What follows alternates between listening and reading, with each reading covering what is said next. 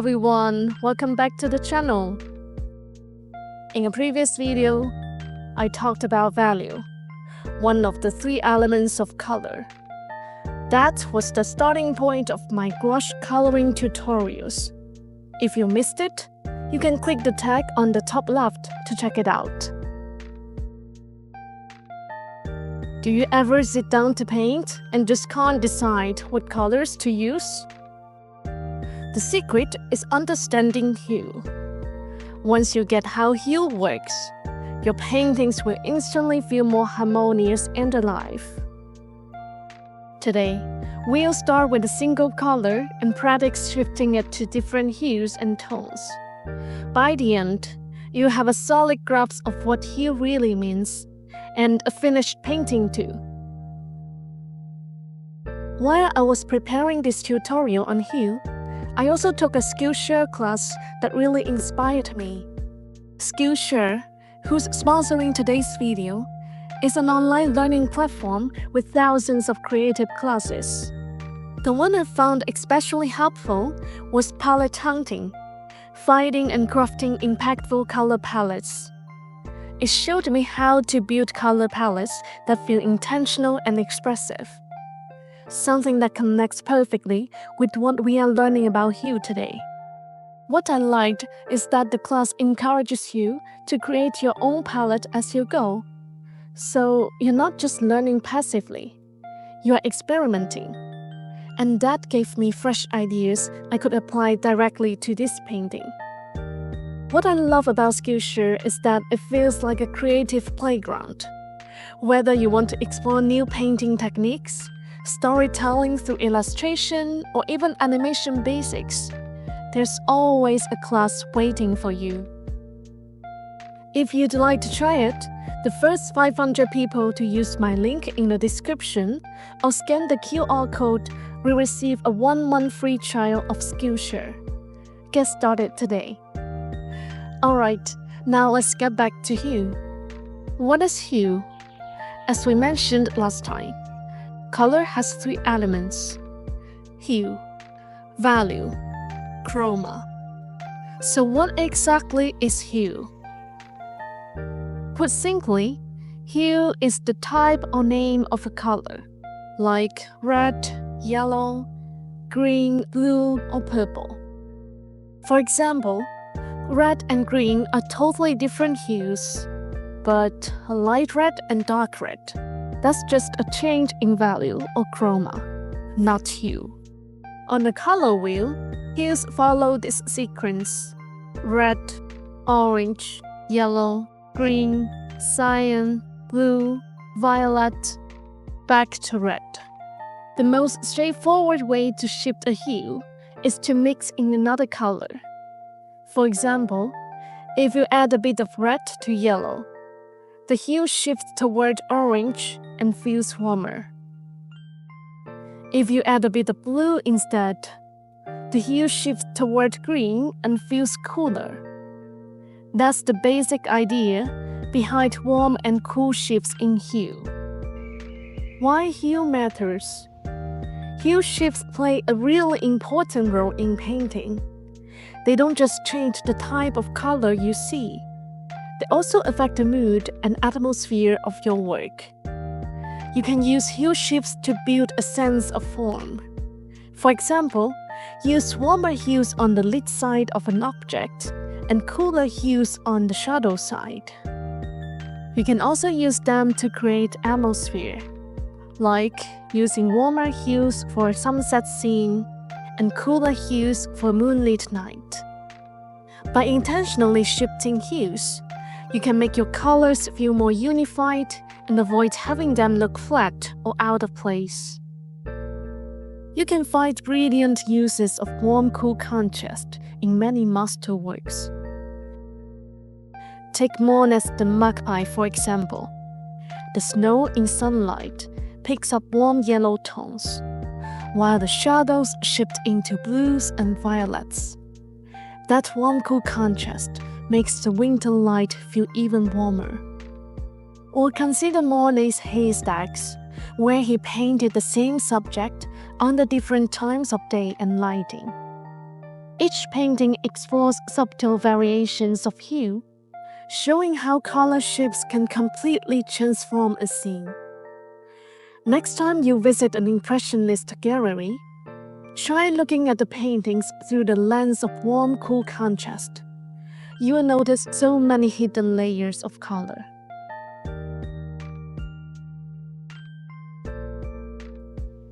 Practice. Theory only really makes sense when you put it into practice. So for this tutorial, I've prepared 2 printable templates for you. A smaller sketch that you can use for warm-ups, and a full composition once you're ready to dive in. Feel free to print them out and paint along with me. This painting was inspired by the warmth of summer, bright sunlight, open meadows, and trees swaying in the breeze. When I started planning, I first broke the scene into areas of light and shadow. Light and shadow almost always carry warm, cool contrast. For example, under a cool light source, like blue light or an overcast sky, shadows tend to look warmer. And under a warm light source, like sunset or candlelight, shadows often appear cooler. Keep that in mind as we mix. Let's start with lemon yellow and see how far we can push it. On the grass in sunlight, I wanted to feel warm and bright, so I mixed lemon yellow with mid yellow and a touch of titanium white. For the hillside in the distance, I shift the yellow slightly cooler, adding a bit of titanium white and pale green, so it stands apart from the foreground.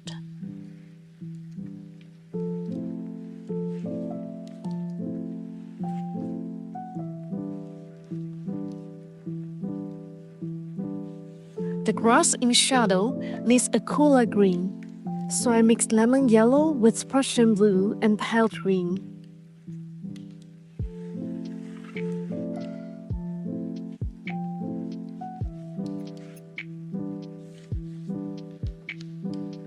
The tree trunks in shade lean more toward violet blue, so I combine lemon yellow with brilliant purple, cobalt blue, and ultramarine blue.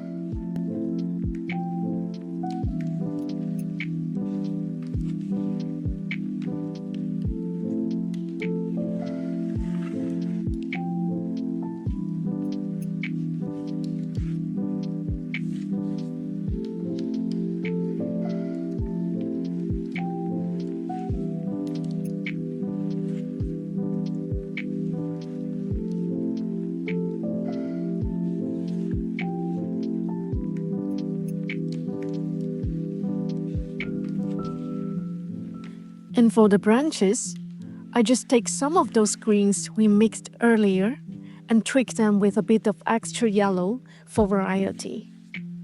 You can, of course, choose a warmer overall palette if you like, but remember, warm and cool are not strict rules, just tendencies.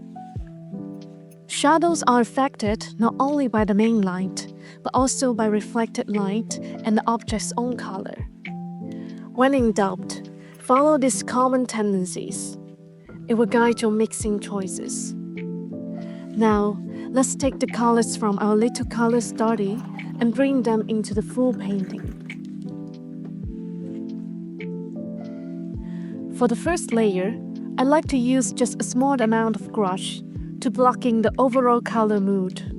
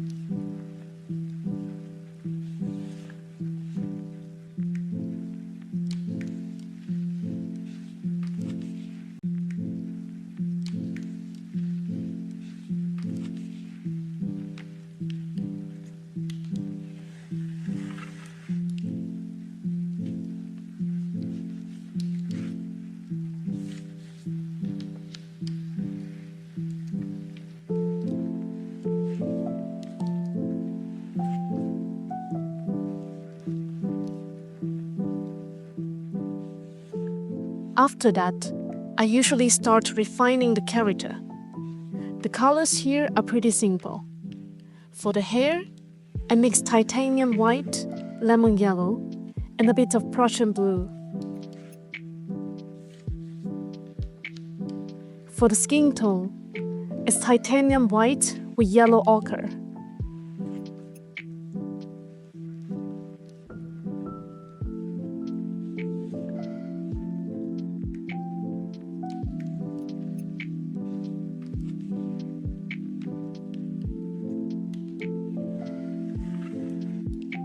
And for the shadows on the skin, I reduce the amount of white and add a touch of brilliant purple or Prussian blue.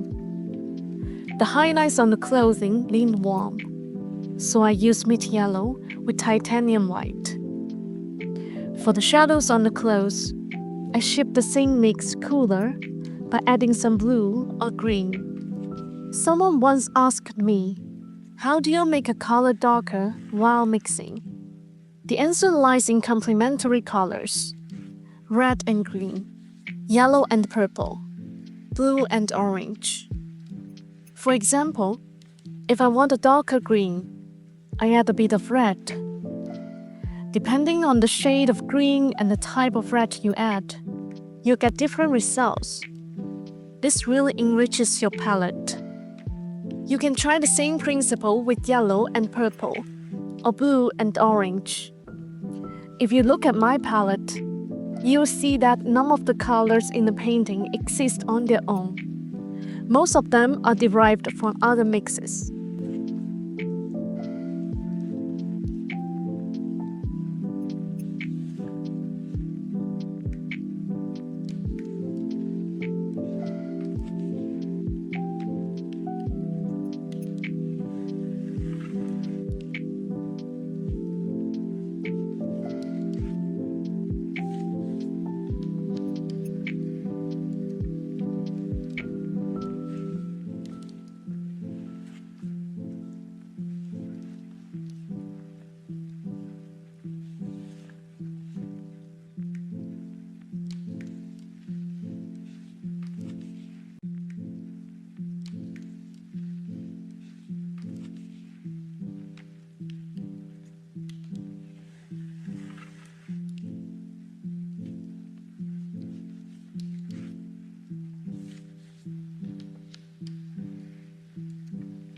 Next, let's move on to the foreground grass.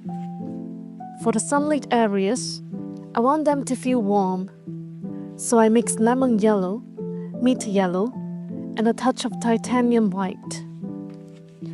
For the shaded grass, I use lemon yellow, mid yellow, and pale green. By adjusting the ratio or trying different greens, you'll get a wider variety of tones.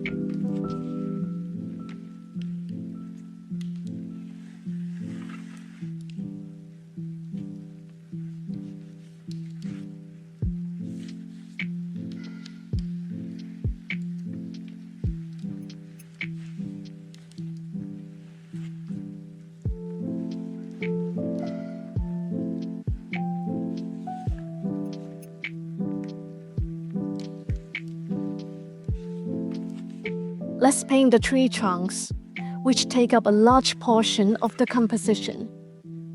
Most of the trunks are in cooler shadows, but you can always add some warm highlights to make this area richer. Even within cool tones, you still have lots of options, shifting toward purples, blues, or greens. Here, I mainly use cobalt blue and ultramarine blue. As for the leaves, they can be painted slightly warmer than the trunks.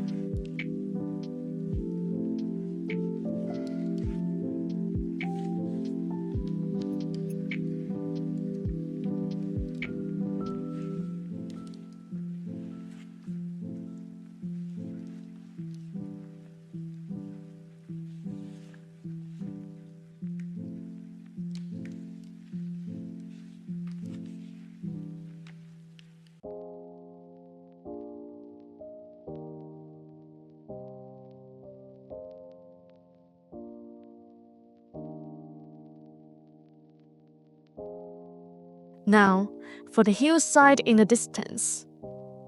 Distant scenery usually looks less saturated. That's one way we create a sense of depth with color. Here I use lemon yellow, a little meat yellow, and more titanium white. On top of that, I add some pale green for the small trees on the slope.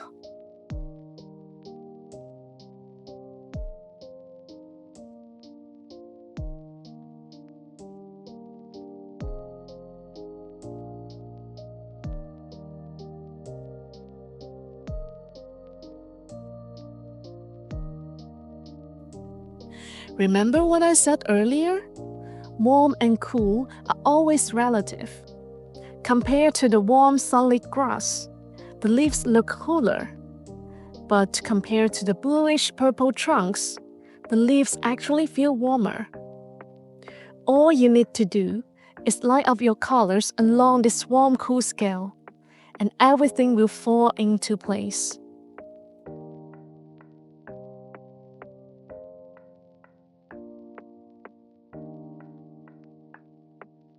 Finally, let's refine some of the details by deepening the shadows and brightening a few highlights. This will give the painting a stronger sense of light and a more striking contrast.